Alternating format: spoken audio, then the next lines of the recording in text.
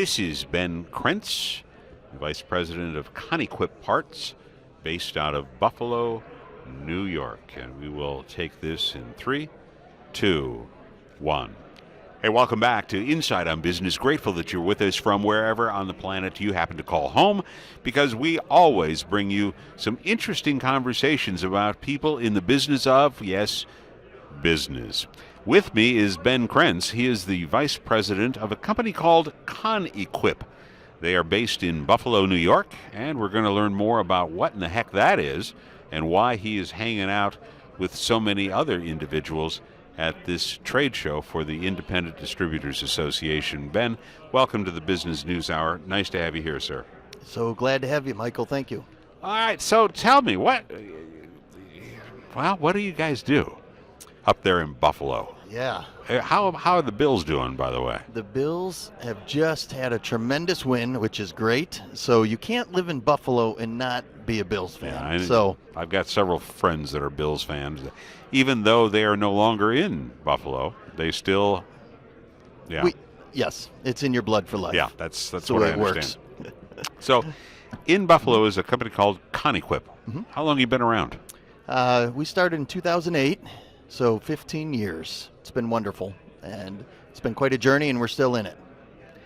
How many parts do you warehouse? We warehouse 0. Oh, well, wait a minute. Okay.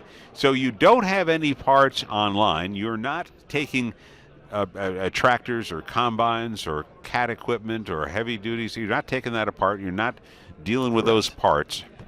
Correct. So what do you do?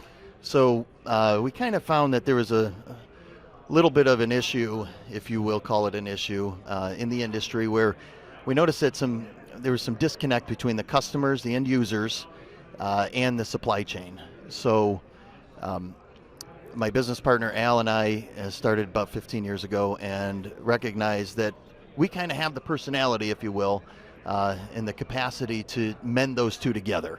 So that's what we ended up doing. And we take all of the vendors' inventory that's here at the IDA and abroad. We kind of built our own in-house virtual inventory, if you will, and we have a great advertising team, so we send that out and get customers to call in and then just drop ship direct from vendors to the customers. So you are a connector. You're Yes. connecting the end user to the manufacturer or the person that has the parts in stock. Why? What was the disconnect that was there between the folks that have these parts and the end user? I think that over time things just change, and the demographic, if you will, of customers have changed, and I think the way that the product was being distributed was they didn't follow the trend that was happening. So obviously a lot of social media, videos and so forth like that, just going digital instead of the paper catalogs and so forth that everyone is used to, and a handshake agreement. Hey, it's still there. I think we need to bring a little handshake face-to-face visit back. Be nice. And we try to do that just with our personality. If people go on and kind of see who we are, I think they'll understand where our company is coming from. And when you're out there recruiting companies to be part of your company, the benefit to them would be what? We've noticed that actually a lot of companies don't have an efficient and effective sales and marketing force. So currently we've got just about 50 or so sales reps in-house, taking hundreds of calls a day, and we just generate the leads per se that vendor would have had to have done on their own. So we just kind of have that conversation, and hey, you're good at one thing, I'm good at another. Let's combine it together. And how do you go about marketing this? That is an all-day, everyday, multi-people task. Yeah, because somewhere along the line, you have to be able to translate to the end user that you're the point of contact rather than Correct. XYZ. Yes. And I suspect, I'm just spitballing here, I suspect that you do that through continued successes in the marketplace, and people hear about what it is that's going on, and they kind of short circuit and they say, well, let's go with ConEquip and Yes, the goal is to get a repeat customer and build repeat customers. So, How important that is. oh, it is very important, and You can that, go broke trying to build new customers. Yes. Yeah, Yes. and so many companies don't understand that. you know. Yes.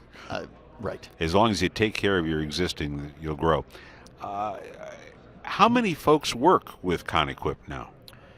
Vendor-wise, we've got a little over 300 Really? that we deal with on, I would say, a kind of a regular basis.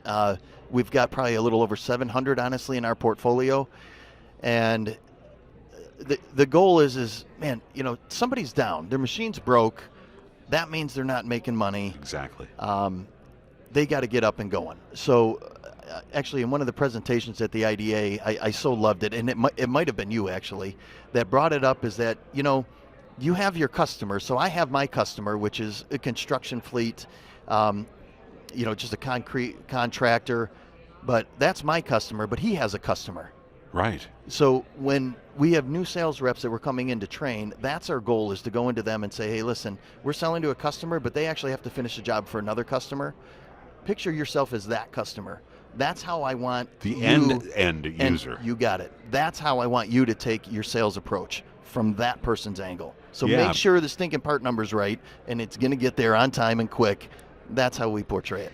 Talking about getting things on time and quick, so you're working with all of these different vendors, if you will, and I suspect one of their big concerns has been shipping.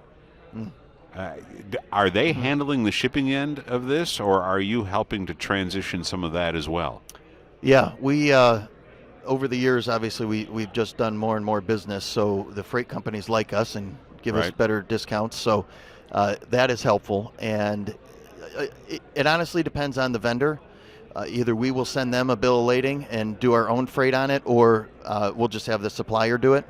To speak on that quickly, an example would be if we have a Canadian supplier and our customers in the United States, typically we would have the Canadian supplier do the freight. They just have that down pat and better Sure. than we have right now.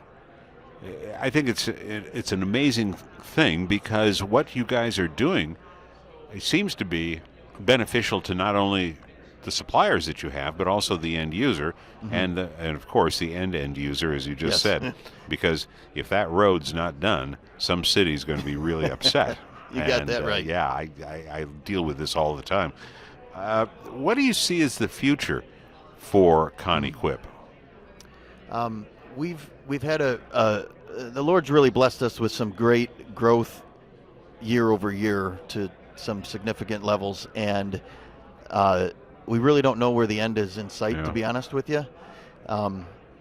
So it's kind of just, we're doing it. We find every few years what we call an efficiency year, where we slow down our hiring, and we just look at our processes and just kind of dive deep into them and go from there. How much, the folks that are on the phones, the folks that are taking the calls, how much depth of knowledge do they have to be able to make that transaction successful? When it comes to the construction industry knowledge or mechanical knowledge, about zero. Really? Yes. So talk to me about how that works. So if you want to get handled correctly as a customer, the cliche is, like, most mechanics just aren't the friendliest people. They just want to get it done. Right. I say it tongue in cheek, though, because obviously we need them for sure. But they would prefer not to deal with customers, and it kind of shows. So that's okay. That's what we do. We hire professional salespeople that understand a relationship with a customer. That's how that works. So they don't need to necessarily know that the self-weasel winding torque inducer part Correct. is whatever. They can just search for what they know what the part is, Yeah. because of software that you guys have developed, no doubt, Right. or utilize, and then they fill those orders, easy peasy. Yes. Where before, okay, Sure. where before, in our business, we would say there was a counterman, Yeah. okay, Right. that had industry knowledge baked into his brain, Right. and knew that part number, the XYZ 4250, was for that machine, boom, we got this done. Move on. Yep. Yeah. Your world, you don't have to know that part number is correct. You have the ability to look it up and then fulfill the order. Yes, we onboard people, and it's about a month-long in classroom training before a sales rep hits the floor. So first 2 weeks basically would be is just parts books. Right. So you're going into all the parts books because we handle all makes and models. So first 2 weeks is parts books, and then the second 2 weeks is sales training on how the industry buys. So from that point, we also integrate while you're doing sales that you're also looking up parts book stuff and just kind of generating through that. And then you go on the sales floor, and then you have a veteran next to you to coach you along. So it's until somebody's comfortable, it's a 6-month, 1 year project. Wow. Well, and that takes time and money. Yes, it's an investment. So it is an investment, and then you want to be able to keep those employees around. Correct. Yeah, I get it. We hear it all the time. Ben Krentz, ladies and gentlemen, has been our guest. He's the Vice President of ConEquip Parts out of Buffalo, New York. Ben, thanks so much for spending time with me, man. Michael, thank you. Appreciate what you do.